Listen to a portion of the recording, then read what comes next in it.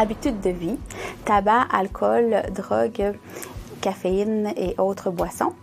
Pour le tabac, il peut avoir un effet sur la grossesse. Donc, pour nous, c'est important de vous aider à diminuer votre consommation de cigarettes, voire à l'arrêter complètement. Sachez qu'il existe de traitements qu'on peut prescrire pour vous aider à arrêter de fumer. C'est aussi important de savoir que la fumée secondaire a un impact aussi pour la femme enceinte et son bébé. Au niveau de l'alcool, il est recommandé de ne pas boire l'alcool quand on est enceinte, car on ne connaît pas la quantité qui pourrait être nuisible au bébé.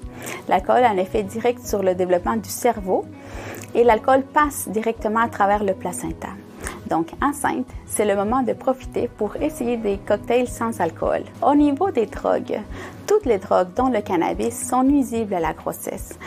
Par contre, si vous consommez des drogues, c'est important de le dire à votre professionnel de la santé, car le bébé à la naissance pourrait développer des signes de sevrage et il est important de bien le soigner. Au niveau du café, nous conseillons un maximum de 2 par jour.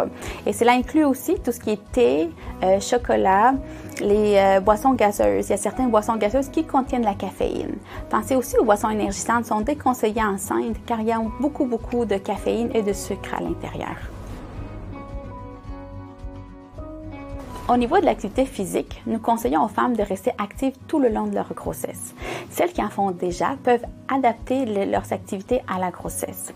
Pour celles qui n'en ont jamais fait, c'est le temps de commencer. On peut commencer de façon progressive en prenant des marches. Faire de l'activité physique et avoir un bon tonus musculaire, ça aide à éviter des complications lors de la grossesse, ça aide pour l'accouchement et à récupérer après l'accouchement. Une moyenne de 150 minutes d'exercice d'intensité modérée par semaine sont conseillés pour les femmes enceintes. Il est conseillé de faire des exercices pour renforcer le plancher pelvien, pour éviter les incontinences urinaires. Si vous en avez des incontinences urinaires, vous pouvez consulter un physiothérapeute pour vous aider, évaluer et vous donner des conseils adaptés à vous. Pour ce qui est de l'activité physique, il y a certaines activités qui sont déconseillées enceintes. C'est surtout celles qui ont un risque de trauma au niveau abdominal, un risque de chute ou des sauts répétés. Pour ce qui est vraiment des contre-indications à l'exercice, c'est vraiment des conditions de santé particulières de la grossesse et votre professionnel de la santé vous le dira si c'est contre-indiqué pour vous. Au niveau des activités sexuelles, sachez que ce n'est pas contre-indiqué d'avoir des relations sexuelles lors de la grossesse. Il se peut que le désir soit diminué ou augmenté. Cela dépend des effets de la grossesse, des hormones et comment vous vous sentez. Par contre, si vous avez des douleurs vaginales, abdominales ou des saignements, c'est mieux de vous abstenir et d'attendre pour en parler à votre professionnel de la santé.